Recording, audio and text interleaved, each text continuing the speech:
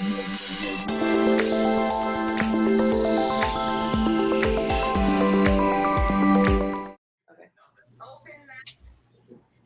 evening, you guys. Welcome to the Shady Box Podcast. I am Tiara.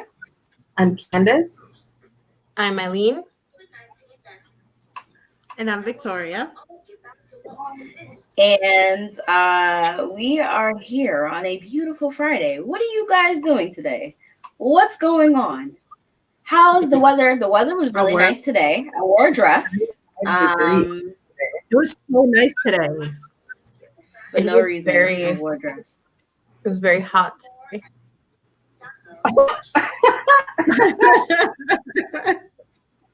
Was it? Was it hot? It was very hot and sweaty today. And wow. Yeah. And that was another episode of Shady Box Podcast.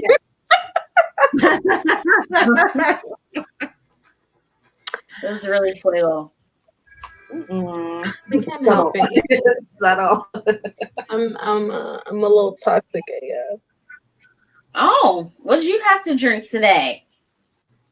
Oh, I can't elicit what You can. It's like, what did you consume today? I can't tell you. And on that note, see, that looks so refreshing, Candace. mm-hmm. Does it? I'm thirsty. You need something to drink. She's sipping that tea. Real. She's thirsty and full at the same time. She's quenched. Huh? Sorry. You know, Sunny Delight has really improved over the years. No, it hasn't. It's gross. I know you lying because you said that. It is not. It's really still nasty. Still. That Sunny D. I used to have. You were never a big fan of the Sunny D? I was always a fan of Sunny D. Especially how the D was so curved. I really thought you were talking about juice just now. Wow. Look at me. Tiara was like, wait a second. That formula has gotten worse. Wow. So today we're going to be talking about toxic traits. And I'm guessing that sexual innuendos is one of Eileen's toxic traits. Because it's not a toxic trait. It's a coping mechanism because that's on. It's a gift. Anyway, Maybe this all right. Okay, so I don't know. I feel like now, especially like who isn't really in therapy, and we've all gone over who we are. The question is over the years. It's not who's in therapy. Is it working? Is it working? Yeah. Right. This is very true. So I'm actually thinking of possibly like transitioning, but right, because hair. So clearly, like some type of mental breakdown happened. No, I'm joking. I used to use my hair as a coping mechanism, and as in like do stuff to it, or use it as in like I'm gonna chew on the ends. No, use it as in do stuff to it, like myself. I've seen people doing this. Like, is that helping you? Is it helping your hair? What is that before? It's not helping the hair, but it's helping them. It doesn't help the hair. Gotcha. Yeah, it's helping her. It's helping them, all right. They got a fucking cat ball, hair ball, and they throw like a goddamn cat. That's like, did you say cat? I'm pretty sure that's like an actual disease. What is it? What's it called? It's an actual disease. Let me look this up. Hair? Yeah. Eating in my high school who would chew on their hair, and for the life of me, when they would do it, I'd be like, I can't look away from them. It was like watching a train. In my mind, it was like watching a train wreck, but not being able to look away. You know what I mean? I'm like a train wreck or is it a car wreck? It's a car wreck, right? How many train wrecks do people see? I don't know. I don't know. There's something strange about chewing on like body parts, right? Chewing on nails is weird to me, but I get it. So I guess it would be the same thing as chewing on your hair, right? Like an anxiety a way to like ease anxiety or something? Excuse me. So I think so. people who compulsively swallow their hair are said to have a psychiatric disorder called trichophagia. And it is related to a slightly more common one in which people have the irresistible urge to pull their hair out. And that's trichotillomania. Now, I'm Good like job, the only science. person here trying to like use my medical brain and be like, wait, what does that mean again? Oh, I I just don't have my medical brain My at all. I human just biology. remember it's a disease because, since I've watched Grey's Anatomy so much, I now have a degree, a medical degree. Um I remember that was in one of the episodes. When you were saying that, I immediately thought of is it trypophobia or trypophobia? The fear of like seeing a bunch of holes together, or a bunch of like dots that replicate the visual of holes. Is it trypophobia? I might be So saying I don't even know what my fear is called, but if a therapist is out there, um, so it's not really the fear of like those holes, like it doesn't affect me, but I get anxious that something is gonna come out of the hole, like like a, eggs are gonna start opening, and you're just gonna see a whole bunch of little spiders come out of the little holes. Mm-mm. Nope. I think your fear is just of the unknown. That feels like you don't know what's gonna happen, but you're used to seeing like creatures come out of stuff like that. So your mind has multiplied it and enhanced it. Yeah, I don't like new things, even though literally that's the only constant in our world is that things are constantly changing. That is the only thing that never stops is change. And I I'm welcome just change. I just don't so welcome age. so resistant to change. So Since you were a kid or as an adult? I don't want to know. Since I was a kid, I used to like actually look forward to things, and like now I'm just like I panic all the time, like internally. I'm not an external panicker. I'm an internal one. Um, where like my heart just starts racing, and then my brain is doing somersaults. Sometimes I've literally caused myself to have like headaches because of how much I think. That's not Yeah, fair. that sounds like a toxic trait for sure. Oh, sweetie, I have a whole list of them. You're a worry ward. I understand this completely. And you want to know what the crazy thing is? Um, I was talking about this with one of my friends, and she's like, "Is it because like after you had a kid?" I'm like, "You would think that I would be afraid like for her future, but I have like this overwhelming sensation that she's going to be okay. Like She will she's be gonna great. be good." And Let that is her. the She'll be great. It's just be fine. like that is the only thing that I don't like freak out about. Is that I know she's gonna be good. Like I have a feeling she's gonna be great. You ever have that feeling? Like, oh my God, yo, the world's not ready for her. The world is not ready. I think a lot of my parent friends say that, and I'm just like, well, there's one person whose name I'm not gonna say, but he was saying, you know how parents feel like their children are like gonna be strong and great and do all these amazing things. He said, nah, I look at my kids, I'm like, I'm stupid. You're not gonna change nothing. I'm like, shouldn't you not feel that way about your child? He said, yeah, no, my kids are dumb. I'm like, oh my God. I'm like, well, give them Wow. time. Well, give them time. They're not even like 10 yet. Give them time. kids are kids are stupid. Give them a minute. Let them catch up. You Can't. know, I don't I don't think that I think the kids are smart. They just do stupid things to test to see what they can get away with. No, kids are stupid. At least, nah, I'm sorry, but my Kids are kid has done boring. some hella like lawyer shit where she's just like, You said I couldn't do that. You never said I couldn't do that.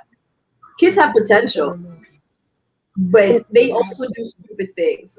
When I say kids are stupid, I mean, how many times have you seen a picture that has just blue circles and they're so proud of it? And you're like, oh, yeah, so good. So you stupid. I don't want to see a blue circle. I mean, right. Activity, baby. It was so nice. They're learning. They're growing. What if those blue circles are the key to life? You know what I mean? Wow. Oh, Rebecca's genius. See, she knows. She has input on this.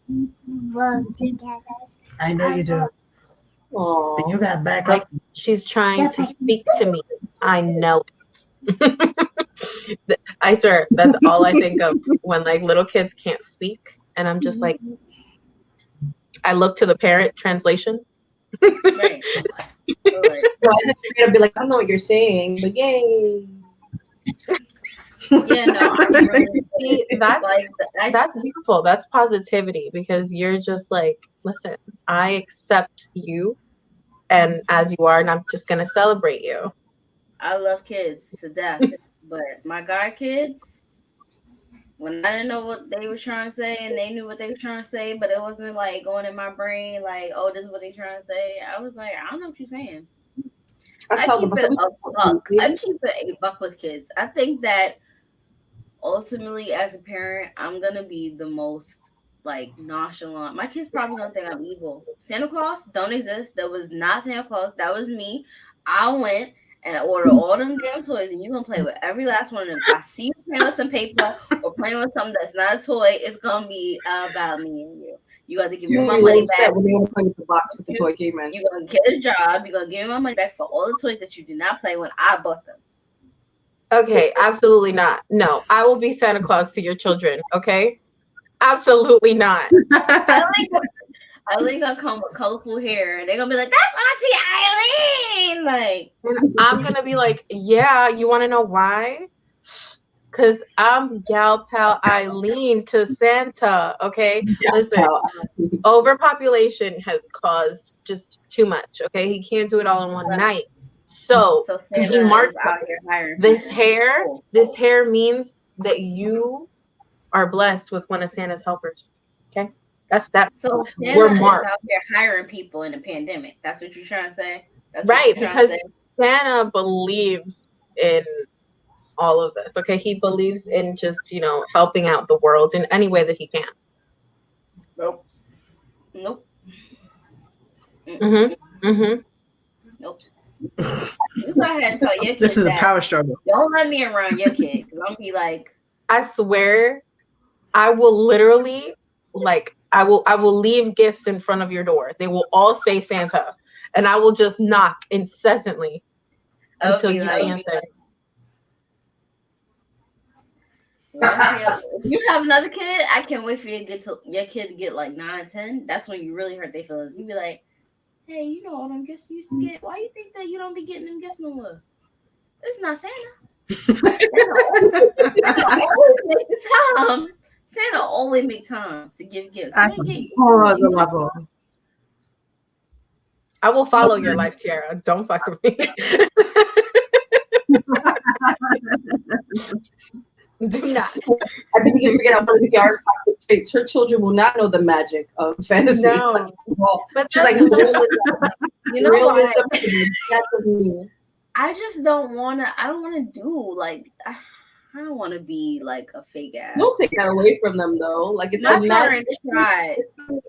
You know, my parents tried so hard to tell me that there was Santa in existence. I found them gifts. I found every gift that they had in my mother's closet. I was like, ain't no Santa. Where's Santa at? Why they in mommy's closet? I gotta say there was one year. There was 1 year that I found like all of the gifts, right? But I went hunting for them for Christmas. Because up until I was way too old, I swear to God there would never be gifts in my house. And I used to like rip the house apart. I'm pretty sure my mom used to put like the gifts in the neighbor's house. I'm almost positive. Because I was just like, yo, there's something wrong here. Like, why? I was up till 2 a.m. and I was at 4. When did these gifts get here? There's no Santa. There's no Santa. is there a Santa? There's no Santa. There's no Santa. Like, is there a Santa? Like, where would it guess? Like, just like my mom did a good job of hiding presents. And I'm pretty sure they were at somebody else's house. They could not have been in our apartment. So I literally ripped that place apart every year. I was just like, I'm gonna find these gifts. Only 1 year where she was just like, nah, you too old for it. I was like, you're right. I knew it was you the whole time. See, I never questioned it. I was like, what? There's an extra person giving me gifts? Cool. I'm not gonna question that. Why question a good thing? I wasn't comfortable with the idea of a large Caucasian man falling down chimneys. I didn't have a chimney. I lived in an apartment. Where was he at? How did he get here? Hello. He comes in through the fire escape. Duh. He must have, right? I was like, why are we feeding him? I can eat these cookies. What are we doing? Like, just no. But like, just there's magic with like things like that for kids. Like, don't take that away from your children. Not too early, anyway. At a certain point, you can be like, "Nah, this is mom's money." It's not only that, but it depends. Like, some kids are like hard to shop for, right? And you would think they're not, but sometimes they are. Sometimes like they don't tell you what they want, or they don't give you a big enough list for you to give to your family. So having that whole idea. So having that for. That sounds like to me. I'm kidding. I'm joking. So, I grew up very fortunate. So having them write those letters to Santa about what they wanted, you know, all of that, it was also an activity for them to do, something for them to look forward to. It was a list for me to give the rest of my family. You know, it was like all of that. Like, I see, this is why I say I miss Toys R Us so much. I miss it because do you remember around the holidays they used to get the big book of toys? Have them circle the things they want. Yes. And that's also how Gabby. I ain't never got nothing on the stuff that I circled. Jesus. Okay, see, all of you guys make me so sad, and I kind of wish that I could just go back and give you all gifts. Like, no. I swear to God, I never got nothing that I circled. I stopped telling my family what to get me.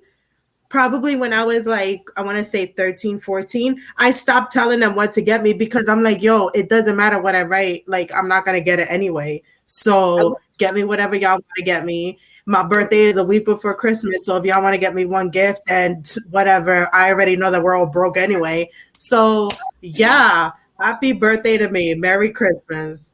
Jesus. I asked for the same thing every year. Result, I asked for, I was like, mm-hmm. Go ahead. I was just going to say the result of that is that my daughter got a,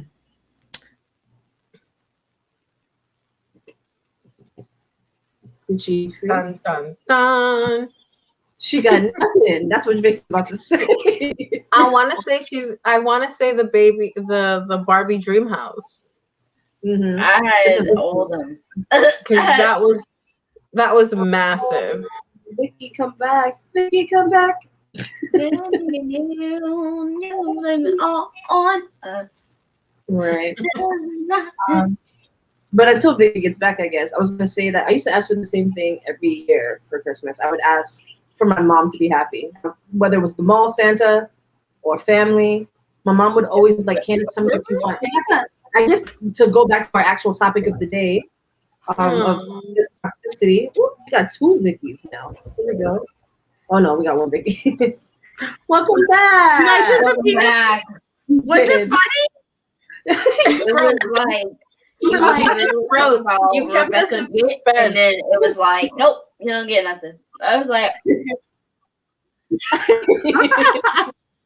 yes. Oh. I was gonna say, I guess to bring us back to like the toxicity like topic, well, which is the topic. Like I would always ask for the same thing every year. I would just be like, I want my mom to be happy. Whether she forced me to go sit on stranger man's lap in the mall, that's his name. It's not Santa, right? Stranger man's lap, or a family member asked me, and my mom would get so frustrated. She said, "That's so sweet, baby. What do you want?" I said, "I don't care." And I would always get really nice gifts, but I never told anybody what I wanted. So when I got things that I really wanted, I was always like grateful. But like, I had a one-track mind. I just wanted my mom to be happy. I mean, I guess my dad too, but my mom. But you were your mother's happiness. Aww. You were her gift. I sure was. Because she had to take care of me. I was just like, you got me forever, baby. Between my birthday and Christmas, man, I had some of the best years ever. But that's besides the point. Yeah, like I don't know what I was wishing for Christmas. Anyway, what are your what's another toxic trait that you feel like you have? Do you see how you guys questioned it and I didn't? You want to know what that results in as an adult? You're a gullible ass person. Aww. I'm sure I was so gullible. So gullible. And at times I still am. Like if someone that I trust tells me something, I don't question it. Because I'm like, you know what? They would never lie to me. And there's that whole pendeja syndrome that I was telling you guys about. Yeah, it's very like it's super real. I suffer from pendejaness. I'm dying. Pendejaness. It's bad, because when you suffer from pendejaness, there's so many things. So so I have a tendency to try to fix people and instead of fixing myself. And then I do that by being in a relationship with them and doing everything for them. We're joking, but these are some serious things. I tend to like literally lose who I am as a person. It's really bad. Wow. In relationships, you lose yourself in your relationships. Yeah. Mm-hmm. Okay. It's really bad. But how does it affect? Like, how does it affect your relationship then? Because I would imagine that if the person you were with realized you weren't being yourself when you were with them, they'd be like, I'm gonna take you back to the shop and they're gonna put you on factory settings and then we're gonna try this again because this is not working. So you see, here's the funny thing, right? They tend to be really untrustworthy people. And I just make it easy for them. So yeah. That's a concern because you want to make sure you're not passing on those traits to your child. Like you don't want her to see that you're handling a relationship that's not good for you like that. Like that's not, because that can go two ways. Either that's a blueprint for exactly what she doesn't want, or a blueprint for what she thinks a relationship looks like. Yeah. So you have to be careful with things like that. Not just for your daughter, for yourself. Like you want to be the role model that she deserves, and you deserve to have the mental and spiritual and physical, like, what's the word I'm looking for? I guess stability is the word that I'm looking for. Stability that allows you to live a comfortable and healthy life. So here's my thing is that the only thing that I know is going to be stable in my life is me. So that's why I tend to just do everything because I know I can count on me. Yeah. Yeah, but you... Right. No, I'm not saying it's not a problem. What's the point of being in a relationship? Well, I'm not going to say what's the point, but if you're in a relationship, you want to be with somebody who's also going to hold you down. Things happen. You know what I mean? I'm not saying that you're going to be weak or that you need to be weak or that you should be in a relationship for the moments that you are weak. I'm definitely not saying that.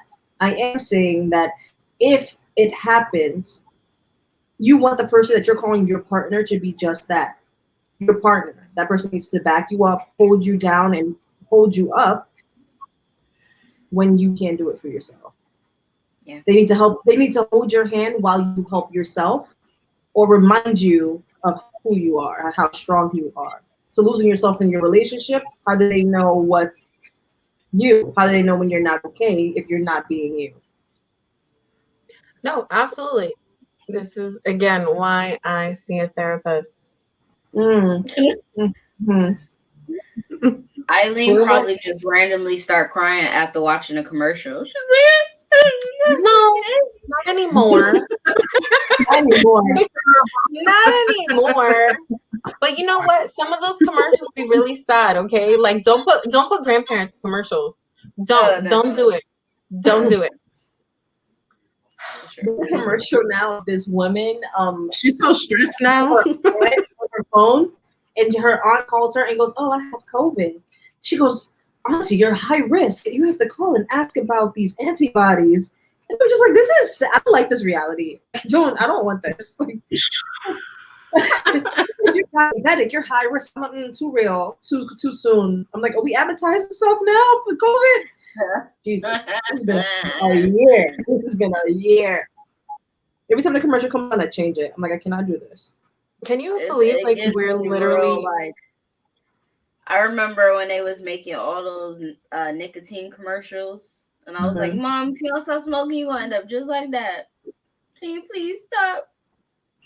Oh I hate that. Every time that I see those commercials, I turn the TV. I gotta go. I'd be like, all right. I put it on pause. I close my eyes if I can't turn channel because I don't got no cable. I just be like, nope. My cousin used to go into, because her mom would buy cartons, right? So while her mom was at work, she would come back from school. Her mom would come home to every single cigarette split in half. My mother would kill me. That's why I never did it. Like, I thought about doing it mad times. Cigarettes are expensive. If you've ever seen Karina, I mean, this was again years ago, but still, it did stop her from smoking as much as she did, because she would get home really late and the stores would be closed. So it was, it was her way of saying no. I used to warn my friends who would smoke around me. Like the first time, everybody gets one. You get one pass. If you smoked and you smoked in front of me, I'm like, listen, I'll tell you right now. If you smoke in front of me, I will flick the cigarette out of your mouth. I said, so you have two choices, right? You can not waste money and not smoke in front of me, or you can smoke in front of me and watch me get rid of your cigarette. They're like, yo, that's extreme. I'm like, no, first of all, I have asthma, right? And secondly, well, this was when I had a whole bunch, I had more than asthma at the time. I said, secondly, we're not going to both die. So if you're going to kill me, you're not going to kill yourself. So, I need you around so I can haunt you, because now you killed me. So, figure it out. It was bad. She'd be like, oh, I'm dead now. Like, no, like, her toxic trait. You're going to take my life, stay alive long enough that I can make your life living hell now. Because I'm going to haunt you. Why am I going to haunt you? You just have to. I think Candace's toxic trait is that she just tells everyone she's going to haunt them. That's facts. She'd be like, I'm your life advisor now. That's another career. Look, she'd be like, you don't need to smoke that. That's like, Candace was supposed to be dead? Yeah. That's how you think I'm just going to die? I got a job to do. You ever had someone not even in death out your head? Not even in death can Candace, like, just be, asleep, rest, Stop. Nothing. Just be dead? That's boring. The only woman that is going to, like, figure out careers after her life. I think I'm just going to go. There's things to like, do. yo, in heaven, I'm about to be like, what you need? What you need, God? What you need? She's definitely gonna be a gatekeeper. I feel it. Like, I feel it. They're gonna be like, listen, she literally wants to work 13 to 14-hour shifts. Somebody used to ask me why I do so many things. I said, it's so when I get to the next life, I have options. I think that was me. I really think that was me. I think I asked that before. I was like, why you don't sleep and you just have 75 jobs? Like, I don't understand. This needs to be done. I'll never get it. It's like Barbie. That might be one of my toxic traits. I don't know how to rest. I don't know how to rest. I think my toxic traits is I think stillness equals Laziness. well, not just laziness. I think stillness to me represents Contentment. death. Like no, like dying. Like and I there's this idea, and when I say dying, I don't mean it literally. I say dying and I mean it. I'm afraid of not leaving something behind. I'm afraid of being a no name, right? I'm not saying I have to be famous. I'm not saying I have to be like world renowned. I just want to make an impact in the world, whether that's something of relevance. There's a word for that. There is. It's a mental. They consider it a mental condition. But I'm afraid. I'm afraid of not, because we're not here for a long time, right? We are a blimp in time. You blink, we're born. You blink, we die. Like this, time is the longest thing to us. But when we think about what it looks like on a long scale, we barely exist. You know, we're made to push along everything else. Like technology lives longer than we do. You know, career, like just the things that we build are what maintain. We don't maintain. So I'm afraid that I'm gonna waste my life away and not contribute to a world or contribute to a future. And I owe it to, you know what? I owe it to myself, right? Like the only thing we come here with is our last names, and I want to make sure that I leave a legacy, whether it's creating something for my children or creating something that changes an industry. Like I'm in tech because tech is one of the newest industries and it's making the largest impact in our lives. It's making things easier. It's allowing people to regain mobility when they lose an arm. It allows us to talk to people across the world. It's creating connections. It's doing all these things. It's helping people tell stories. It's making movies better. It's like, I just want to I want to leave an imprint in a world where so little people do. It's to the point where it creates this overwhelming desire that I cannot shut off. And sleeping feels impossible because what can I be doing instead of sleeping? And having a moment for myself feels selfish because I can be doing something else that makes me better, that makes something else better. And as much as that fulfills me, it creates all these complexes like insomnia, like mental illness, like a ton of other things. So for me, that's my biggest toxic trait. Girl, why do you feel like you got the whole like world's future on your shoulders? That I think is because from a young age there was so much on me that as I got older, it created that complex for me. Like everybody expected me to be the person to do stuff for my family, and it translated into other things. I always had the world on my shoulders. I was born with the world on my shoulders. That's deep. Yeah. See, I think of what is that movie called? You remember that movie? With Hazel and Augustus and The Fault in Our Stars. Do you remember?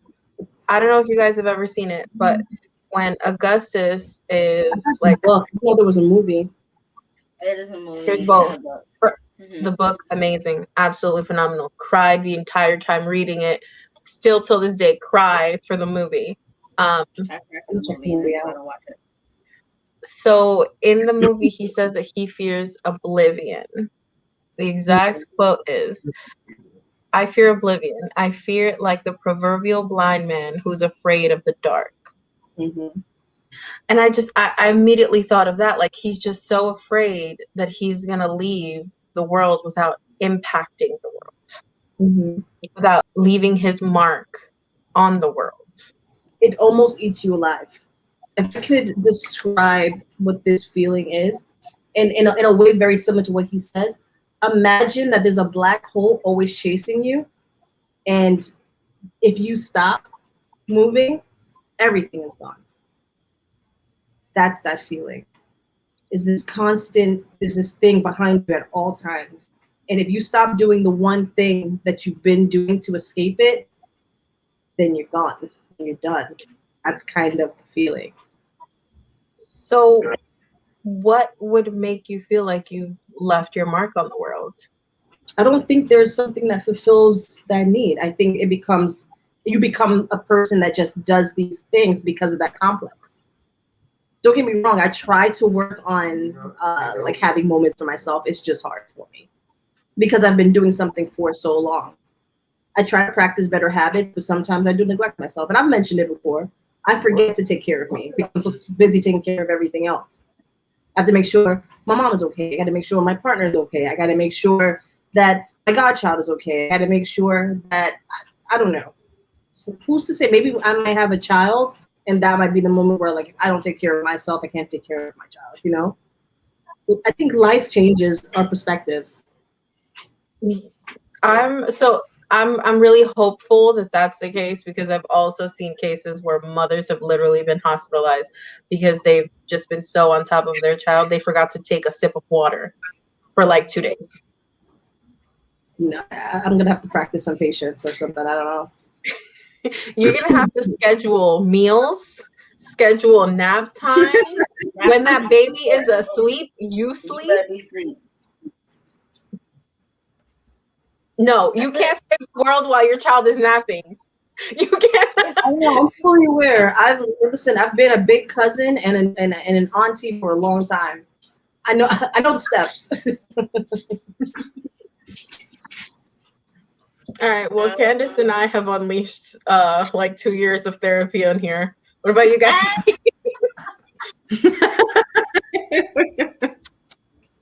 I love it. I love it. It's fine. Like, this is what we do this for. We do this to, like, have clarity and open-mindedness and, you know, be vulnerable, I guess. So with that being said, one of my toxic traits is quitting. I'm really good at it. Like, oh my gosh, it gets so, the way you started it though. it gets really strong. Like, I think that I am at a good peak of being able to quit. Like, I'll quit anything. I don't care. Like, complete opposite of me. Complete opposite. Maybe that's why we're so close. I'll be like, yo. Do you live vicariously through Tiara? Is that what it is? You live through her? Literally? No, I always say that Candace is yin. She's like yin to my yang. So, like, I expect it for her to be like, because Candace don't quit. Like, it's almost like a competitiveness. Like, she'd be like, oh, no, I'm going to actually learn this. I'm going to do it. And nobody's going to stop me. I don't care if it takes me over 24 hours. I'm going to learn how to do it. It's going to happen. Mm-hmm. And me, I'd be like, yo, I can't do it. I'm going to just... I'm gonna just head out. You know, I'll go take a nap. About it. I might try it again, but it's very. You be killing me. I'd be like, no, you're gonna go get up. It has to take 5 minutes and go do it. No, right I'd be like, I'm tired. I can't. It's far. I can't. Like, as a kid, it was really bad because my parents really tried to get me out of saying I can't. Like, I would always say, I can't. And they were like, you cannot say that. Like, you can do whatever you want to do. You can do whatever you need to do. That's not true, because every time I did something I wanted to do, I got in trouble. But, what were you trying to do that you got in trouble? Well, ma'am, no one told you to be a puerca sucia. That's a different story. I don't know what you just said, but I might have been in. I don't know. Like, I don't know. You nasty, you little nasty. I'm really good at quitting, though. Like, I think the older I get, the better my quitting. I'm at a good 8% of being able to quit. Like, it's kind of selfish, I guess, because like 8 out of 10 or 8 out of 100. Because if it's 8 out of 100, that's great. Oh my god. 8 out of 100. You only 8% chance? That's not that bad. No. She's like, no, it's an 8 out of 8. It's an 8 out of 10 right now. You know, I said you can't quit. You can fail, because in failing you learn stuff, right? And you know what not to do. Don't quit. Just fail. Don't quit. But that's Failing is literally effort sometimes. It just means literally like my right. biggest. One of my biggest fears is just failing. And I've done it so many times that I just be like, you know what? Before I even get to that point, hold on, let me show you something. I'm gonna just be like, you ever seen the meme when a guy go like this and then he just disappears like mad slow? That's me. Jesus Christ. I know how to do that. I know how to do that. Like, it's bad because I find myself being able to not, like, let's say me and a friend have a falling out, right? And they used to be like my ace, right? I don't care how long we've known each other. I don't care what we've been through with each other. I don't care of none of it. If it's not working, I'd be like, yeah, we got to work on that. Like, it is my mission to get Tiara to stick to something fully through. That's very hard for her. Like, literally reminds you of all the people you don't talk to no more, and you be like, "Oh, so hear me out." Tiara, this is technically, I want to say this is not the worst trait to have, for the simple fact that you can identify people who are not working in your life and just bye. You know, like you just Thanos them. Yeah, like and I used to see, but that's okay. Like if it's people who are no longer serving your life, I feel like I hold on to people that I should definitely let go of. I quit everything. Ask some of my friends. They're like, I got a list. But I think that that's a great trait. On other tasks, but however, it's not just no. It's not people just quit. I quit everything. I don't just quit people. I quit things. It's the application. No, I know, but it's the application of this skill. See, we call it a skill. We gotta just reword it and then put it somewhere else. Listen, during the summertime, everybody was locked in the house, right? And I was like, damn, this is great. I might as well work out. Guess what I did come September? I quit. It's like, oh, okay. I'm not doing this no more. It's hibernation time. Man, we're simpatico, okay? In that aspect. Absolutely. I had a whole year to get all of this together. Did nothing. You ask Candace. I was like, Candace, I'm working out. It's great. Candace has never heard it. She's never heard of me and working out. I would you know why? Because I quit. Out, right? I would video her. I would be on my yoga mat. I'm like, what are we doing today? I said, we got this. We got this, right? We got this. It's just like Candace, took a nap. Like, I'm not doing it. I quit it before I even tried. Get up out of bed. I'm not doing it today. I did not put on these sneakers to work out with you for you to be sleeping. The workout of me sleeping was really important. Oh my God. No, for real. I feel you, Tiara. I feel you wholeheartedly. Sometimes, you know, it's just too much and you need a nap. I get it. I feel like naps can cure a lot of things. I get it. It couldn't cure the one thing that she wanted to work out for, though. She was just like, I'm working. Listen, when I did do it. Yes, when you did work out, I did work out with you. When I did do it, I did it great. Mm-hmm. But when I stopped, I stopped. And you know, I think the problem is like I just don't be having the patience for shit.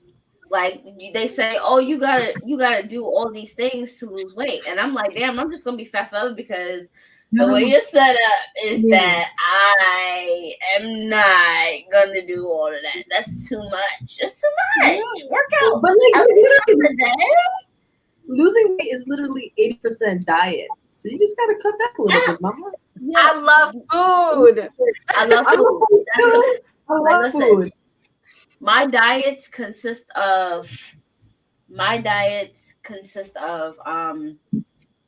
Like I'm gonna eat Leafs today, but I'm gonna have McDonald's tomorrow. And then when I do, I'm gonna do it like at 7 o'clock.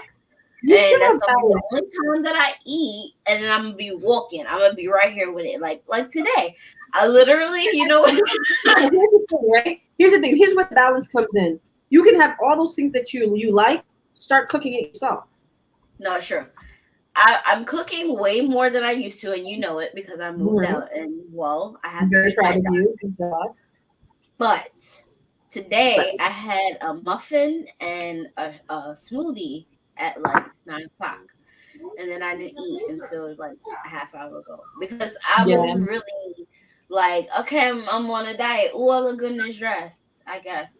Or sometimes I just, it's mostly like I forgot to take care of myself today, so I was like, oh, at least I took my vitamins. I did something. Oh, By vitamins, you mean Sunny D. and I had breakfast because my coworkers literally hate me. They're like, you literally decide when you're going to eat. And I'm like, yeah, because, like, listen, I'm not going to pay for breakfast and lunch. I'm not doing that. So I'm going to pick one. Whatever one I could do, I'm going to do it. I was good for bringing food to like work and then other people eating it. Ooh, what you ate last night? Let me have some. And then somebody else wants some food too. I'm like, oh, okay, well, I'm not eating today, I guess. You are so lucky I was not there. I'd have been like, that's her food. What did you bring? You gonna swap? Best believe they didn't get it every time. Like, let me get an oxtail. Oh, you pay oxtail money for these oxtails? Hi, Vicky. For these oxtails? No, you can't have an oxtail. Yeah, so I have a tendency to eat like once or twice a day, and I feel like that just super slows down my metabolism, and that's why you get the fullness. And then it's not even a healthy meal because I'm like, damn, I need to get all my calories in right now. You see how none of it works out? I had a gym membership for like 3 years. I went about 3 times. That's money. I definitely remember that time. That is money. Zumba. And then I went and did Zumba, and really Zumba did me. And then I was like, you know what? I quit. I used to know. Crunch gym, and Crunch had like that's funny. Oh God, what do you call Soul Cycle? So I used to go to the Crunch gym and do the Soul Cycle classes. I remember one time I switched instructor. I went for like 2 months. And this girl was amazing. She was great. I was like, oh, high energy. And I love it. They switched the instructor. This man was out to murder everybody. I'm like, you can keep the stationary bike. You can keep your time. You can keep your start. I was not with it. I was like, I'm never going back again. So I did something. I quit that. I was just like, no, I'm not here for this. I was just like, make a skinny today? Like, what is this? First of all, absolutely not. Fuck Soul Cycle. Fuck all of that. Because I want to go back now, though. Why? Why? First of all, those seats give me my annual exam, if you will. Yeah, they go up your butt, legit. I must have doing it wrong because they go my right up ass eats this chair, right? And I'm there like, I once asked the instructor, I'm like, hey, do you have any wide set seats? And he's like, no, but if it bothers you, stay up the whole time. No, my nigga. Like,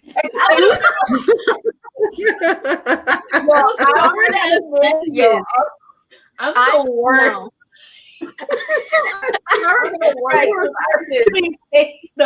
I feel like you guys should just send Tiara and I to do random, like, stuff. Yes. And just record us, and you will have to that should definitely be a segment that we do. It'd be like, Eileen and Tiara tries new workouts. Right. Right. That's what's gonna happen. That's a hard I quit. That's a hard I quit right there. Oh God. And I will be like, yo, my legs is hurting. I'm gonna be like, I will try. I will definitely try it. But understand that I do not. So I'm one of those people you have to push the entire time. The entire time you have to push them. And then right after, I'll feel amazing. But it's still an uphill battle every time to get me there. We should all like do something.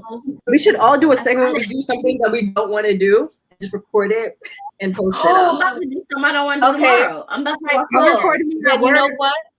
I vote that Candace has to rest for an hour.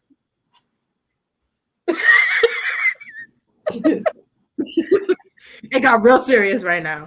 The whole mood changed. All 4 of these screens, the whole mood changed. You know what? Candace gonna be painting her nails. She's gonna be she's like, I can do that between the hours of 3 to 4 a.m. when I'm scheduled to sleep for my hour. I'm gonna go in my bathtub. I'm gonna run the bath. I'm gonna set my phone at the angle of just my head because we don't need to share other parts of my body. I'm gonna fall asleep, and that will be the only sleep I get that day. So I'm gonna be like, it's for you guys.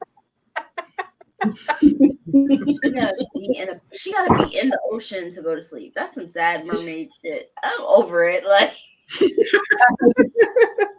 the water swings and rocks me, and it's like a mermaid. Water bed. If I had a water bed, I'd probably sleep all the time. And I think water beds are so flimsy and ugly, but I would probably actually get some sleep. I'm so afraid it would pop. Water bed. And that's it. I would I'm afraid it would pop. I won't wake up. I'm sure that I would fall asleep on a water bed. I think that's probably the key for me. Yes, now you're not going to actually be in the water, Tiara. Jesus Christ. No, but that's how I think. Like anything water related, I love water. It's really depressing because I love water. Ever since I was a baby, I will be in a shower for like 30 minutes. But like a water bed will make me seasick, make me fucking be like, I'm drowning, I can't breathe. Like I can't. Like I can't do it. I've been on a water bed one time and I was a kid. Can you imagine? I was like, why am I moving like this? We'll have to have a whole conversation with somebody's son about a water bed. So I went on a waterbed precisely one time. I couldn't get out of it. Like physically. I'm like, here, someone help me.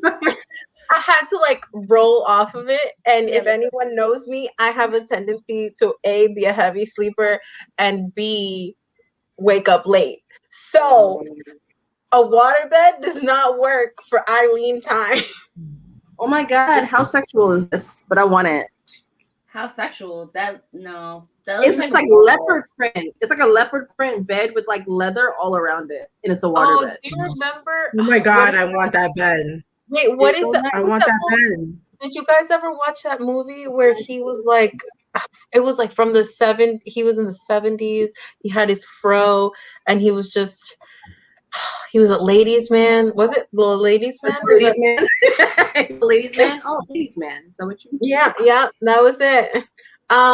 Yeah, and that's all I think of when I think of waterbeds because he had one, and it was all like leopard print, and that's what I think of. And it's just like, it smells like the 70s in here. Like that's all I can think. No, what does the 70s smell like?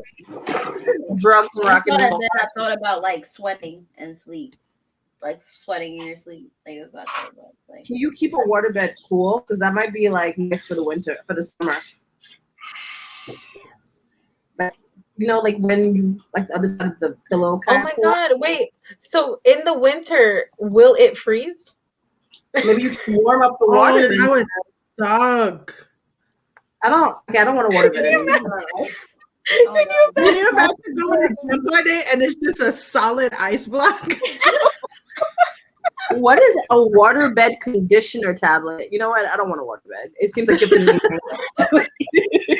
that's a lot of maintenance I don't care for. Oh my God. Never mind. I can grab my charger. Hold on. No. So here's where my quitting becomes toxic because in school I used to quit just very easily. Like, oh, you want me to do that math problem? I quit halfway through the math problem. I give you the wrong answer on purpose because I just want this to be over. Oh, you want me to do this homework? I quit. I'm not doing that. I have quitted even on things I really wanted to learn how to do, like dance. Also, I wanted to learn how to I don't know what else it was. It was something. I wanted to learn how to braid hair. I quit doing that. Like I quit all the time. And for like relationships, you know, when I quit on friends, I don't tell them.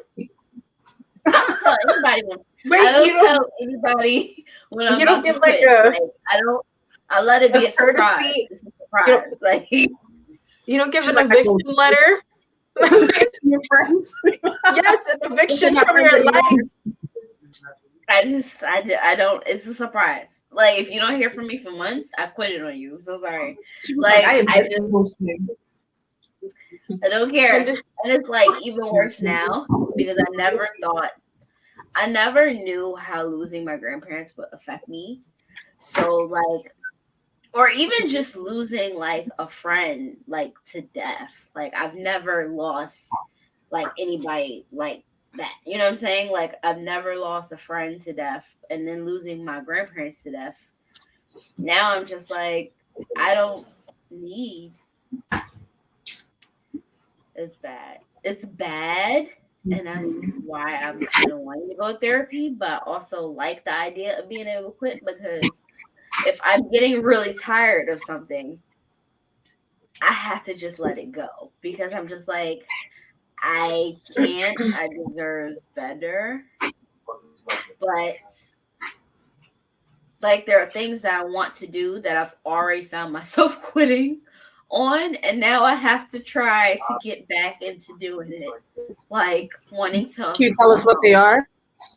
Like on my own business, I had quit it. I quit it. That's why I never brung it up because I had quit. But now I'm like, maybe I just made this website, so quitting's not an option because I put work in for you. When did you make it? Because I didn't hear about it, and I was like, oh well, I You quit. gave me the templates, so you told me that you were going to let me know what the prices are, so I could put prices on the site. Yeah, and then I can show you the wireframe. I have to. Like the thing about quitting with that is that everything is coming from me, like the funding, the buying, the products, everything. And then when I do get like some type of money coming in, I'm giving it to Candace because she made this fucking website. So I'm like, I told you. No. Okay, don't do that. I quit. Don't do that. I'm gonna pay you for your services. If you would have paid me for helping like maintain something, make it all I'm gonna take you on vacation, but the problem with taking you on vacation is you're gonna work while we're there. Oh no, I don't work on vacation. I sure do not. I do not work on vacation. Excuse me? If I'm spending my money somewhere else, I'm going to enjoy being somewhere else and doing something other than work. I do not work on vacation. The last vacation you took, you didn't work? I was taken away on purpose. Like I didn't ask to go anywhere. I was still working. I called you and you was like, told them I was leaving. I can't not work and not tell them I'm not going to work. I'm just going to leave and just. I was like, oh, the ticket is bought. Oh, the plane ticket was purchased. Oh, there's a whole. We're leaving next week. That's not enough time to not work. I guess I'm working like that. That's different. That's circumstantial. Okay, that's the circumstance. All right, we're gonna figure it out because. Listen, make a list, okay, and just look at the smallest things that can be completed in like a day. Because I'm sure there's something that you like didn't complete, and it took like a day. No, I was trying to do my taxes. And then I couldn't figure it out. That was Wednesday, and I had quit. And then Thursday, my supervisor helped me do them. Shout out to you, Zumi. I love you. And I was like, oh yeah, I accomplished it, even though I quit because I didn't know what I was doing. So that kind of helped, right? That's kind of like I kind of did it, right? I did exactly what you just said. Like I accomplished it, right? But I was definitely doing it wrong. and I was like, I quit. I You need can't you quit to on the IRS. whole thing. Don't do that. Don't do that. The state talking about I owe the money. I said, oh, I quit. I don't know when you gonna get this money. I don't got it. Unacceptable. That's unacceptable. I don't know. Even when I called Mohila because that's where I got my student loan from. I was like, so I just wanted to know, like, am I gonna be able to get my student loan taken away? Because the president said that the president said he was taking student loans away, and I've been quit. Yo, she's crying. Ma'am. Oh my god. And they was like, Oh no. they literally said in 20 years, after 20 years of paying your student loans, whatever is left, we're going to take away. I said, I quit. You already know I mean. So what I heard was, okay, cool. What is the minimum that I have to pay? And then you set that. I didn't say that. I didn't set say that. You set the very I was minimum.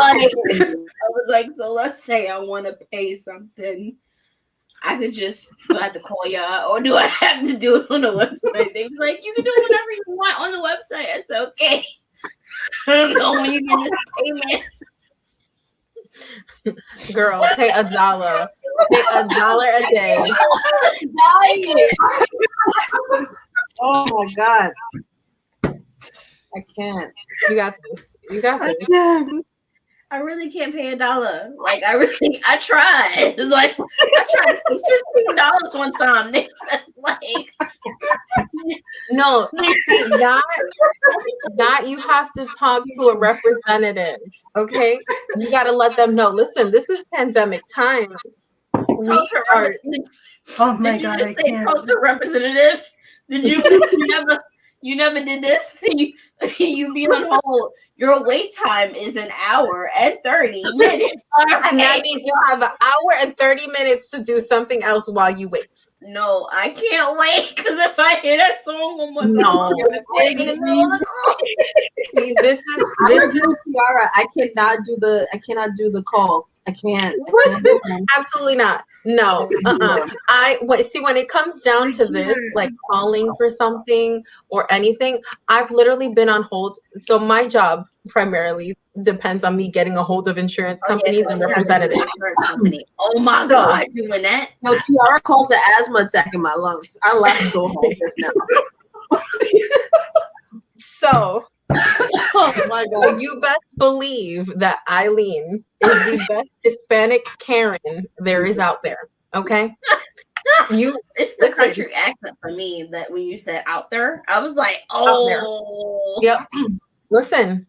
Okay, you must change your voice because they accept you that way. It's so bad. It's so bad. I literally a long time ago. I'm like, this is me. No, so here's the thing. Here's the thing is I've literally had my father, who has a very thick Hispanic accent, on the phone. He's trying to explain to the gentleman what's going on. And, I'll let it rock. I want to see what this man says. Because especially recently, my dad paid off all his debt. Hallelujah. Praise the Lord. And they had his thing on auto pay and charged him an extra payment. So we've been going back and forth regarding this payment. And the guy is telling him all this nonsense and how they're not going to give him his money back. Enter Eileen. We sent a fax that money and that check is on its way. Because absolutely not. You're not going to take advantage of my father, who doesn't necessarily understand exactly what you're saying. And then when you bring a Spanish representative on the line, they real quick. No, like, it hit them. No, it's not even. It's not even that. They hit him with the whole like, oh, that this was like a credit, and that we'll look into it, but then nothing ever gets resolved. And it's like, no, it's not a credit. It's an overpayment. Now, I don't know what you did in your system.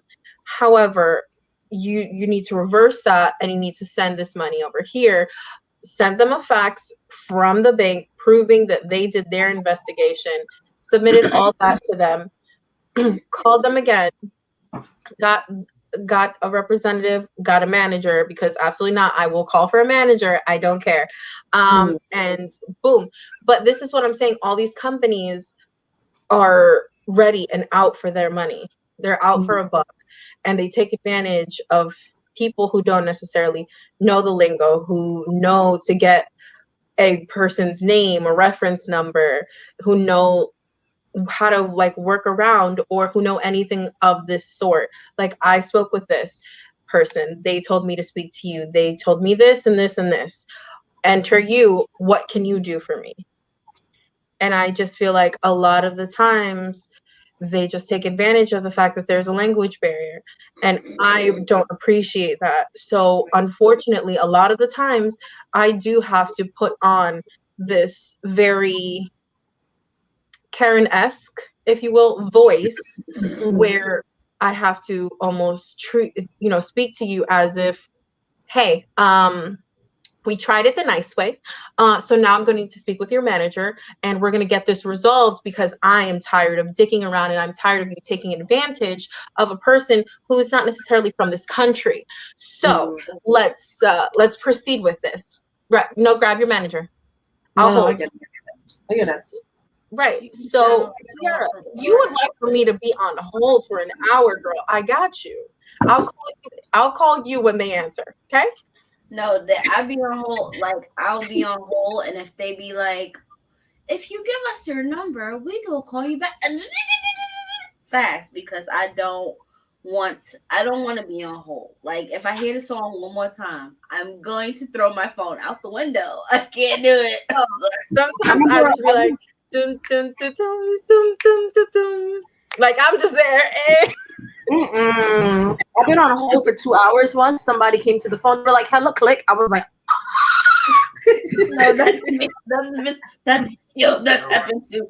That's happened with type problems. Like, if I called Best Buy about my computer and I was on hold for like 45 minutes to an hour, and then it just like, when I tell you, I can't do it. I can't do the phones. Anytime I have to, like, I can't do the automated processes. I can create them, but I cannot be on them. Hold up. You're telling me that someone hangs up on you and that doesn't fill you with a fire from within, that makes you want to call back? Fire of 1,000 suns. When I tell you, I implode. Right. And I call back, and that next person, because for now, the next whole time, that entire time, I'm like, oh, you want to hang up on me, right? You want to hang up on me. All right, cool. No. Like, I already have it. I have a whole different person. But I lose if I had to call back and wait another 2 hours. Like, I'll win. Like, the rage that I'm about to unleash on the next operator will not fulfill me, because I don't know that's the person who hung up on me. So, with my new rage that I've just desired, I go and I do something else. Right. You just explained to the new rep. Listen, I understand that it was not you, but unfortunately, the representative before you has made your life a living hell right now. No. I'm not that kind of person. I'm not gonna make somebody else suffer for somebody else. Like, I apologize for any representative at Blue Cross Blue Shield if your colleague was an asshole. Because they stay hanging up on me. And it's like, first of all, I'm getting paid to call you. So, boop, boop, boop. Let's go. No.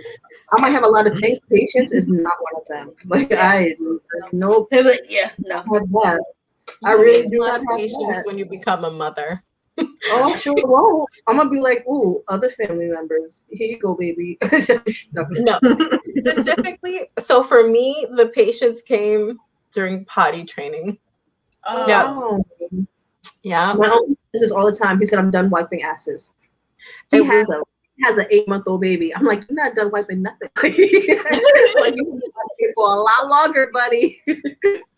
yeah, no, potty training was the test. You know, the final, if you will, for patients. I want to say I barely passed, but I passed. All right. As soon as baby can waddle, they get potty trained. I'm gonna you figure it out. I'm like, we're gonna sit here together, we can play cards, but you're not leaving this toilet. It's gonna come out at some point. And you gonna know you have to be here for it. My daughter used to sit there for like an hour and then pee on the floor right next to it. I would Don't die. ask why. Don't ask why. Just don't ask why. I didn't get it. Like I didn't every trait that we puppy have pettiness. is toxic, it starts at a very young age. Like Pettiness? I really feel like it starts really young. Like What did miss that? What start, Jim? Quitting for me started at like when I had to learn how to walk. I was like, no, I'm not doing it. It's on camera. I swear to God, I wish I cannot make this up. When my dad was trying to get me to walk down the hallway, I was like, boop. I was rolling, baby. I was rolling. I love it. I love it. No, Victoria, you're the only one that didn't say what a toxic trait is. You better open your mouth right now.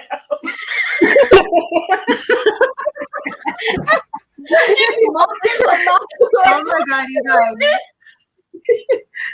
You guys, I am so sorry. Listen, it's just me right now. Like, my mom is probably passed out on the couch with Star Wars playing in the background. It is just me and Rebecca right now. So I'm a one-woman team. Jesus, like listening to everybody, it's like I have a little bit of everybody's toxic trait on top of my own crap. And it's bad. It's really, really bad. Yo, Victoria here for the win. She's like, I'm gonna a exercise. combination, baby. Combination of toxicity.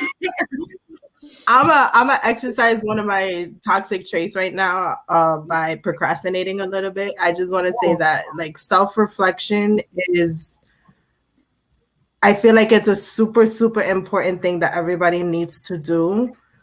Self-reflection really is, it's okay as long as you don't lose your sanity, because I kind of lost that. Like gone already. 21, somewhere around there. It been gone. Self-reflection is really big. I found this out after a very, very terrible breakup. But I digress.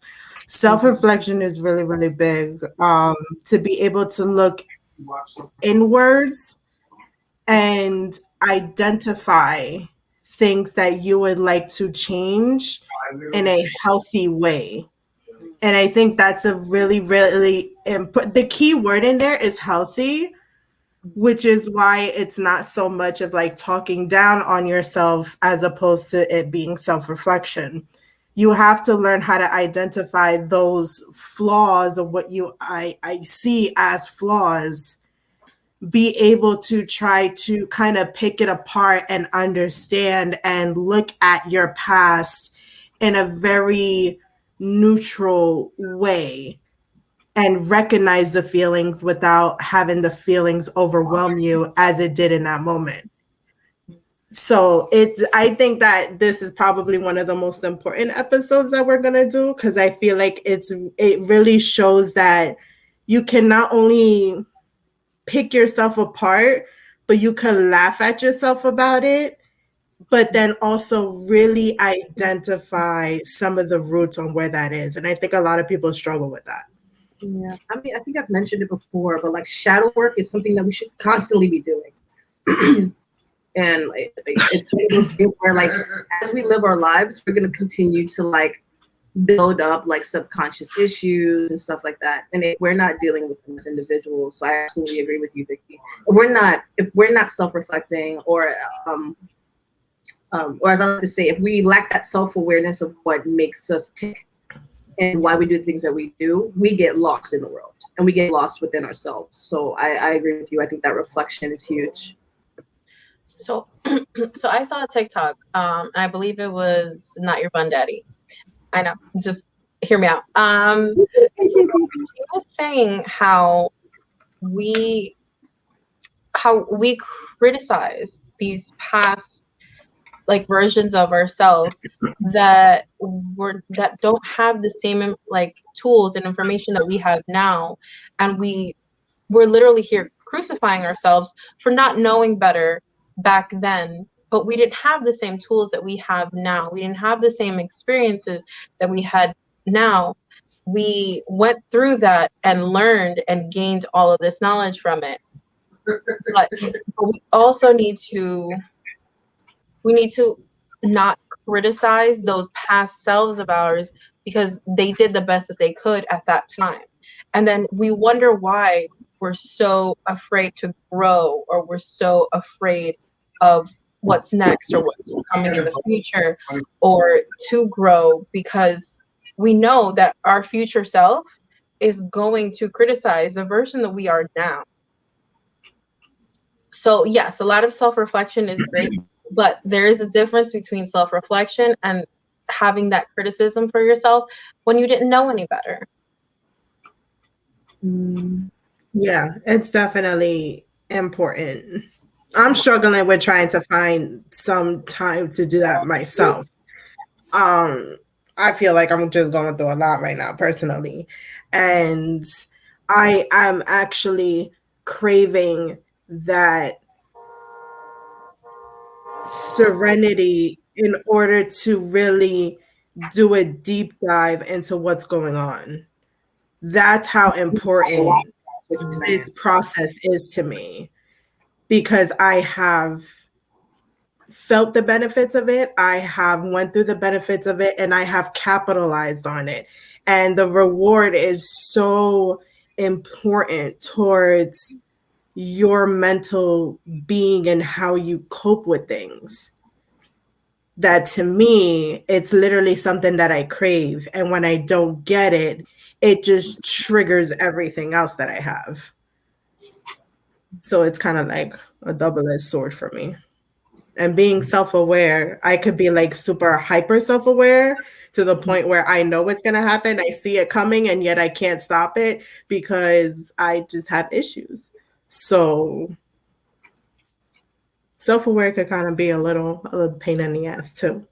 But one of my toxic traits, I actually kind of picked this apart a little bit during a recent therapy session that I had, where I have a tendency of being very polar, where I can be super, super hot about something. I could be very passionate. I could be very aggressive about something. And then yet at a flick of a switch, I can just be very cold, very numb, kind of gone about something. I can relate a lot, actually. And that's towards everything. That's towards people, that's towards activities, that it's literally towards almost every single aspect of my life that I just have this polar reaction to. And one of the biggest examples that it really comes up in my interactions with people. And again, I kind of just realized this in therapy, and what we were talking about was a past relationship that I had with this guy who, like, it was just like wild, it was passionate, it was fiery, it was exciting, it was new, it was wonderful. But then literally on a drop of a dime, I'll be like, get the F away from me. Don't talk to me. I want to freaking bash you over the head with a wine bottle. It's bad. And then I'll just be like, don't talk to me. Don't text me. Don't call me. Like nothing. Just cold, like drop dead cold. Do not talk to me. And it could literally be like, it could happen in a matter of a conversation. It could happen over a matter of days, weeks, months, however it is. But there is always an instance where it flips for me. And that's something that I really have to work on. Because I do see do you feel like The history. do you feel like that's happened because of something that's from your past, or do you believe that it's something that you witnessed from like your parents, or is it a defense mechanism? Like, why do you think that happens? I think it's 110% a defense mechanism.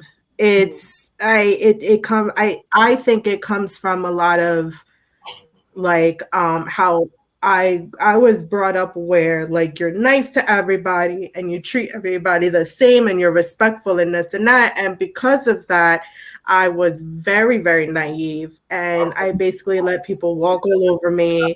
My parents wasn't the type of people to be like, well, you need to defend yourself. They were just like, oh, go tell an adult. And once you get into middle school, with the way our school system is, that literally just fell apart for me. So now it's just kind of like if I see some sus behavior, I'm just like, all right, well, I don't need this. Goodbye. Like, leave me alone. Like, don't talk to me. Get your ish straight. And then, maybe we'll talk in a week or something. But I can go from like very, very excited to very nothing. Literally, I could go from 100 to 0. And it's a little bit I'm not gonna lie, it's a struggle. I'm not gonna lie. I was saying that I could relate to like the being cold, but I think that I agreed to relate too soon, right? Because I don't think that I don't think that I consciously recognize, oh, I'm being cold. I think I just come off as being cold. Does that make sense? So there's certain things that don't register to me emotionally for like other people. Like I like to think that I'm very supportive and that I will be there for people when they need me. But there's also this part of me that's just like, stand up on your own 2 feet. You have to be independent. And if I'm coddling you, you won't. Like what's the point? But I find that happens very what? I am recording, ma'am.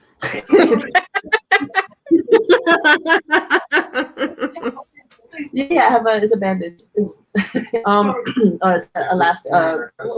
Yeah, a band-aid. I cannot figure out what it was called. I was just like elastic band, whatever. No, it's not it. But yeah, I think I just come off cold, and a lot of people who are like into like horoscopes are like, oh, it's an Aquarius trait. So maybe it's like a nature thing. Maybe it's just being like you come off a little cold.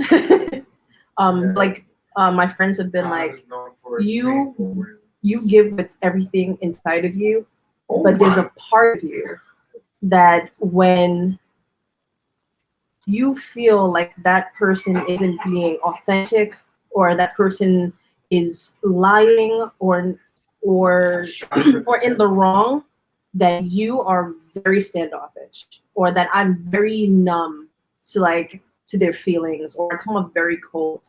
I said, I don't know how to translate someone lying to my face.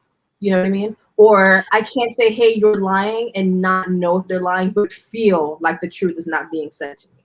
So I guess that's a little weird thing, because I can look you straight in the face and not give you any expressions, but it's not me going out of my way to be like, I'm not going to give this person anything. I'm not going to smile. No. I'm in my head about it. And I'm in my head because I'm trying to figure out if this is an actual conversation, or if you're looking for empathy, or if you're looking for pity, or if you're looking for me to do something for you, or you're trying to manipulate me. Those feelings that I connect with negativity trigger this unemotional state where I don't know what I can give you because I don't know what you're giving me. You process on your face. Yeah. So for me, it's just this very blank state, because I'm not even as like an Aquarius, right? as a Candace, as a me, I collect a lot of energy. So that's also me protecting myself. Like, I don't know what this is, and I'm trying not to take in more than I'm already gonna get. So for me, it's this: I have to stay here, to stay in this neutral zone to be okay. So I get being cold and coming off cold. So I guess to some light layer, I kind of relate to what you're saying, Vicky, but I feel like yours is a lot more in depth than mine. I think mine's is much like a defense mechanism, but it's also just because I feel like someone it's approaching me incorrectly. Incorrectly. Does that make sense? I don't know. I feel like I just rambled Yeah, a bit. yeah. Yeah, Yeah. yeah, And yeah. No, definitely. I think that a lot of it is definitely a defense mechanism.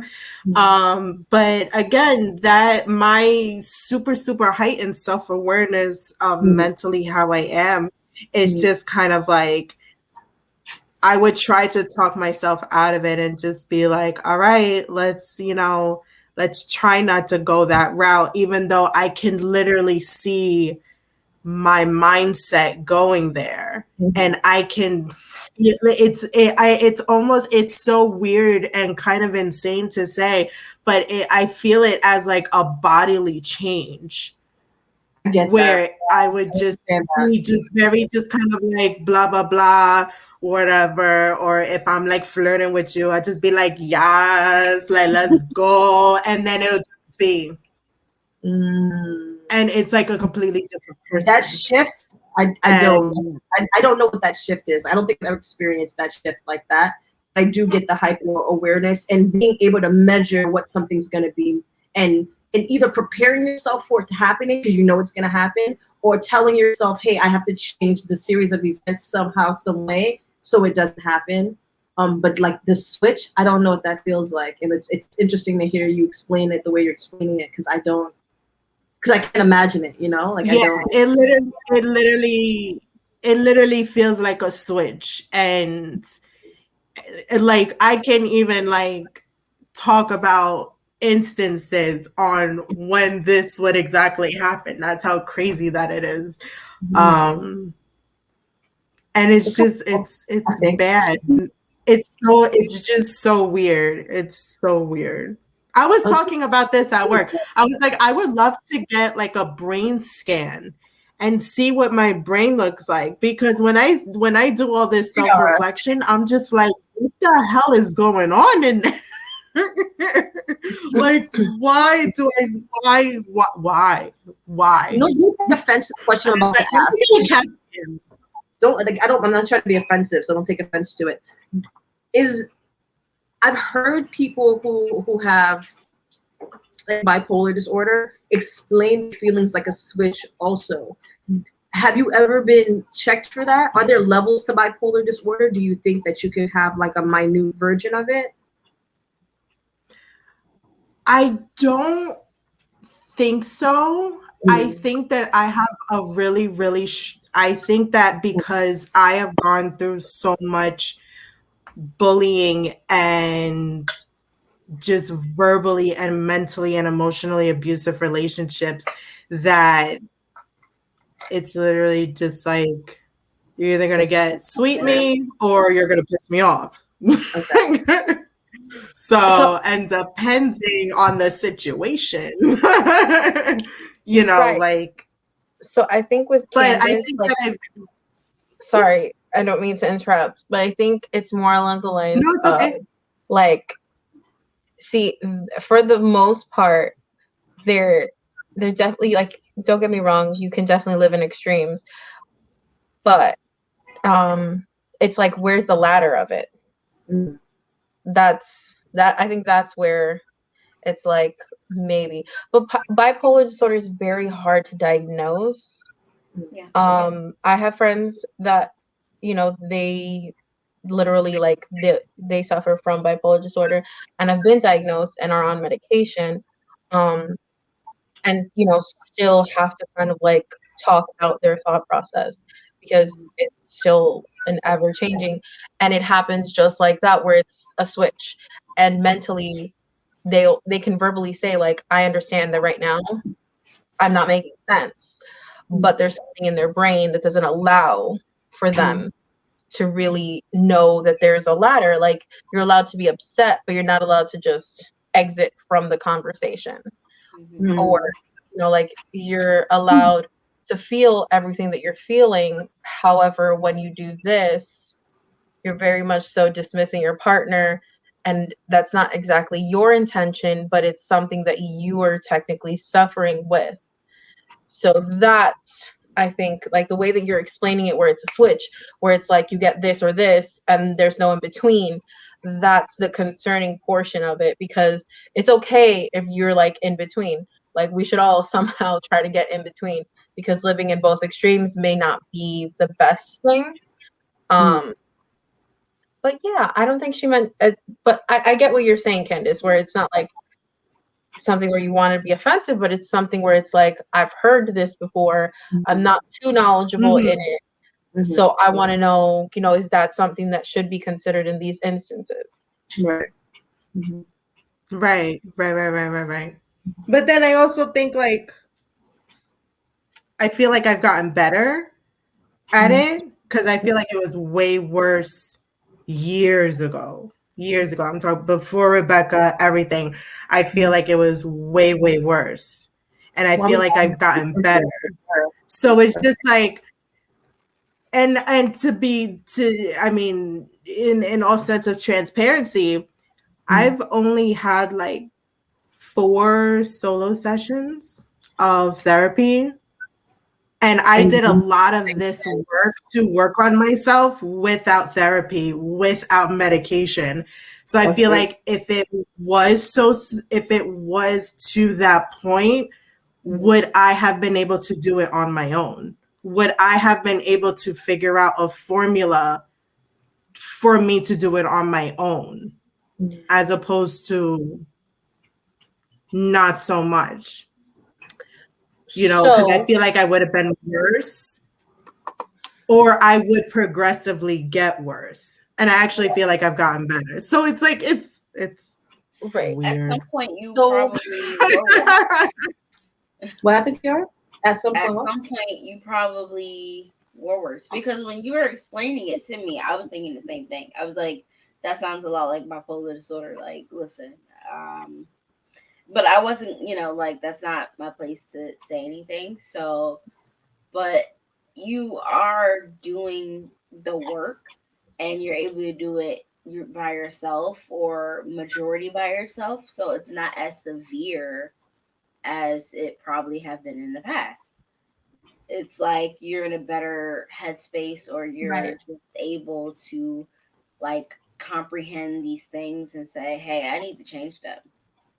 And the difference, you brought up the difference was you being a mom. You being a mom made you be like, I gotta fix this, because I don't want to cause this trauma with my child if she sees me be like, like complete opposites in a matter of minutes. You know what I'm saying? So she's gonna be confused. Like, she's very energetic. She's gonna be like, oh, what's wrong with you?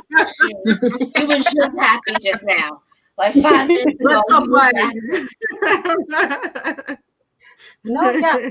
And so here's actually, I do work with in mental health. So I've seen and I've heard stories and I've seen cases where patients, they're not coming to us, very young necessarily. They will come to us older, like very, like later in life. And it's okay, because men, like, there's no age limit. There's no like, oh, well, after this age, you can't suffer from that. You know what I mean? So it's more along the lines of, I'm wholeheartedly happy that you are seeking help now. And I am ecstatic that you have managed to at least feel and have seen that transition within yourself, where you're like, I'm getting better. I feel that I'm getting better, because it could have gone the other way. It could have gone to where you were just exploding on and off all the time, or where you just up and decided to just leave your entire like existence. Because we've had cases like that where patients will just out of nowhere just leave, and then when they finally do return, like a year or 3 years later or whatever, they're like, okay, I'm ready to do the work. But now it's not just you that needs to do the work. You have to repair all the relationships that you damaged, the people that you hurt. So it's not just one-on-one. You're having to fix yourself and the relationships all at once. And that becomes more difficult because you feel like you have now all of this.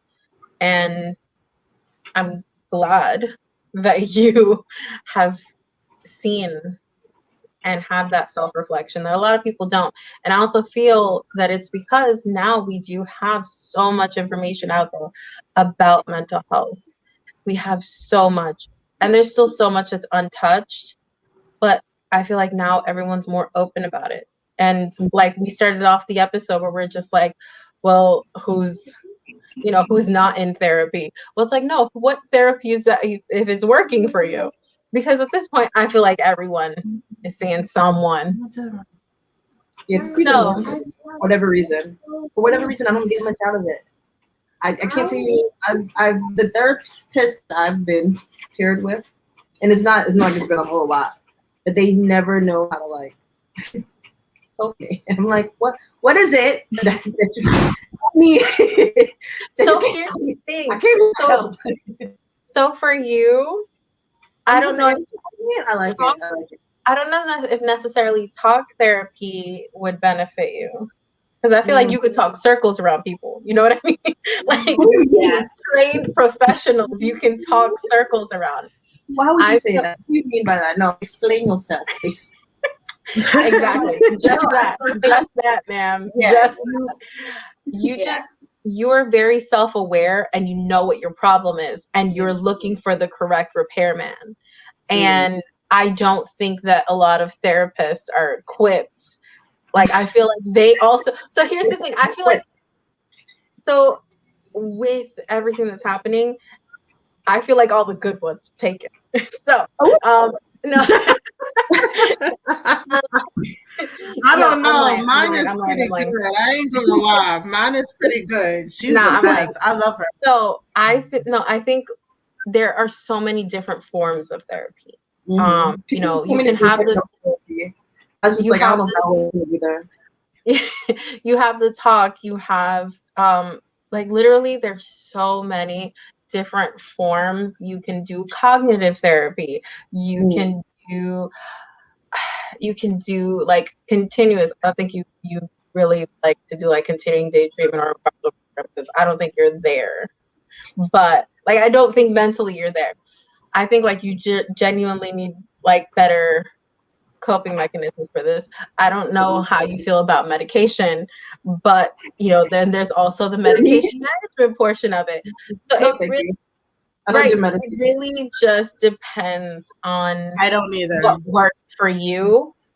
So you need to just figure out who and what type of therapy works for you. And I think that would solve everything. Honestly, I think so too. But then no need sleep therapy. When I say that sleep cures so much, it does. Nap. It really Take a nap. I promise. It does. It's not that I don't want sleep. It's that sleep doesn't want me. I tried to fall asleep. I tried. I swear, Candace, if I could give you just like 1%. 1%. Candace needs that I have. This is what Candace needs. Candace needs to be on someone's beach in someone's water for the majority of the day.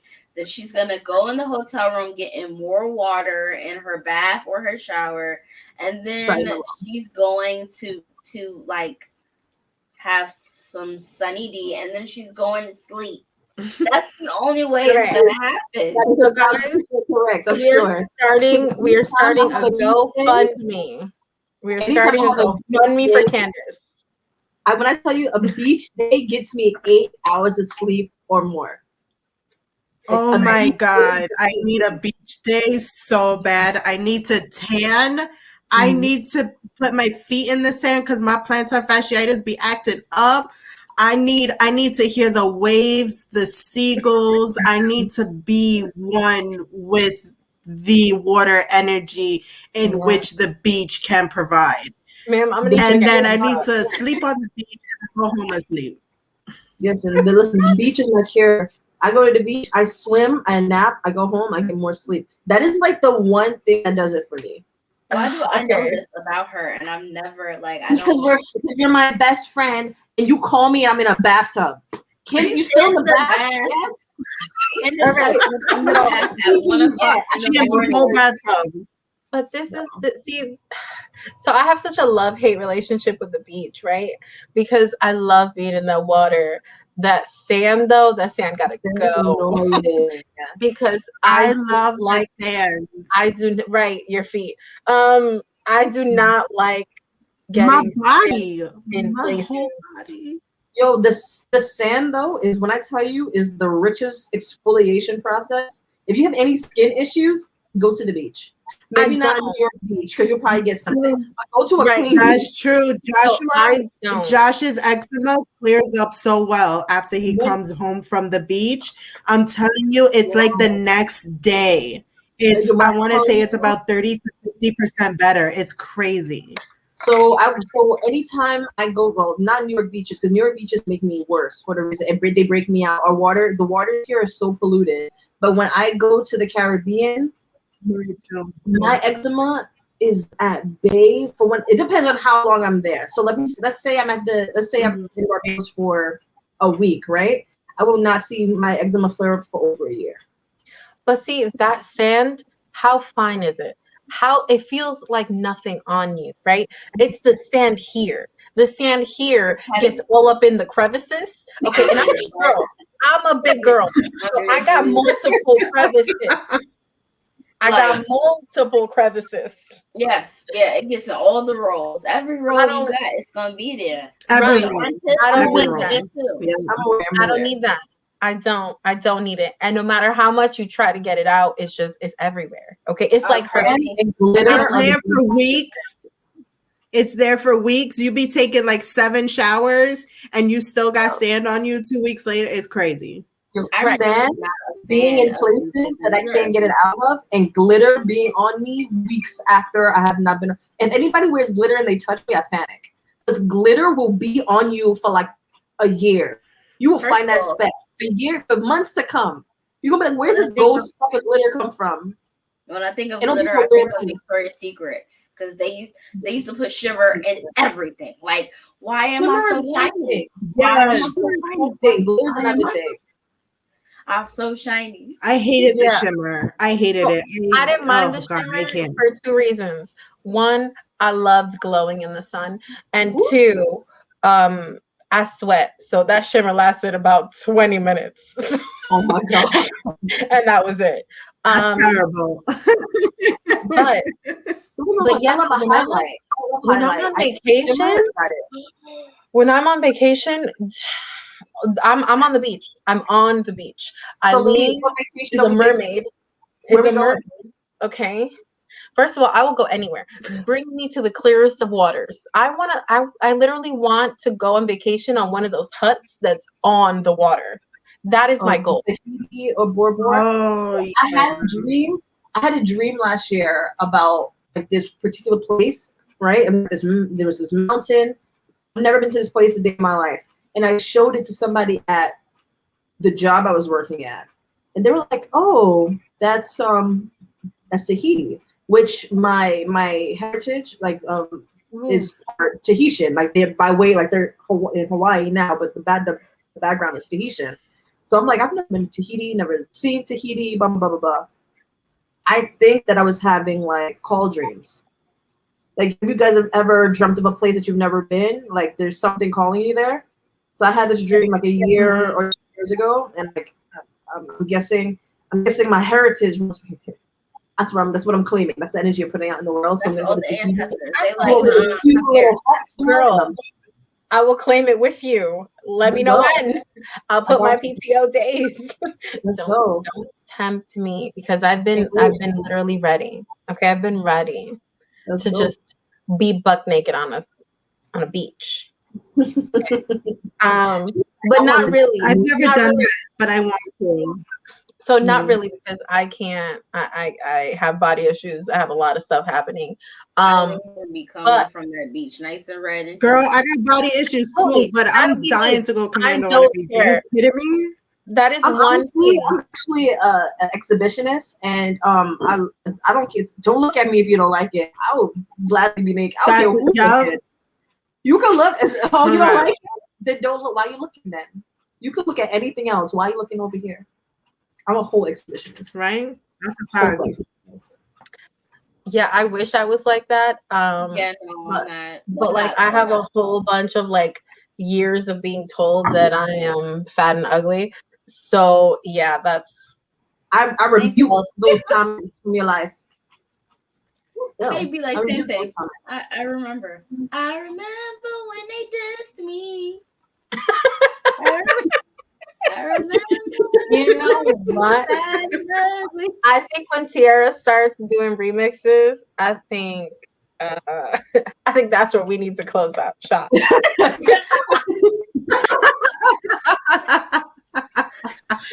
It's nap time. That's what that Listen, is. she had us laughing this whole time. I can't. She's like, I quit. Yo, she invoked the asthma attack in my life.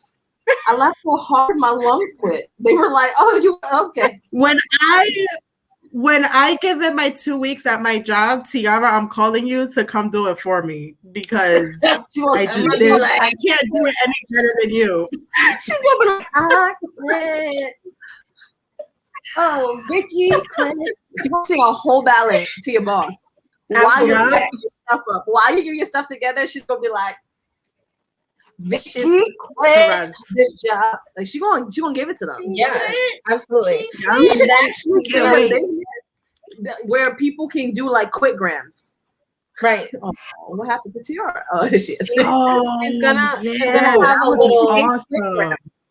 She's gonna have an animated postcard, all right? And it says Vicky quits. You know, with the piece and everything, and then it's her singing. Fade in. If I have a docu-series ever, it's gonna be hilarious because you're gonna see a Clay version of me like Lizzie McGuire, and she's gonna be like, I quit. I quit. I quit. I love it. Just moving in and out of frame. I love it. Mm-hmm. All right, guys. I think on that note, it's time to quit the Shitty Box podcast. Time to quit this episode. Follow us on all our social media: Facebook, YouTube, Instagram, whatever else we have. Give us those likes. Give them those likes. Hit that subscribe. Yes. Yes. You And guys Twitter. have a Listen, just like it. Like our videos. You don't even have to watch them. Just click play and then walk out. Like it's fine. We need the maybe views. watch a little bit of it. No, we want you to hear what we have to say. Right. Just tune in every so often. You know, you'll get the gist. Oh my God. Eileen's not allowed to be to advertise us anymore. As they be like, no, come check the Shitty Box podcast. You don't have to watch it. Just like and subscribe. That's it. Yep. Click share. Make sure all your friends know. Tell the neighbors. Tell the neighbors they don't have to watch it. They just have to, click the like button. Yeah. Oh my gosh. All right, guys. It was wonderful. See you guys in the next episode. Bye. Bye, guys. Bye. Bye.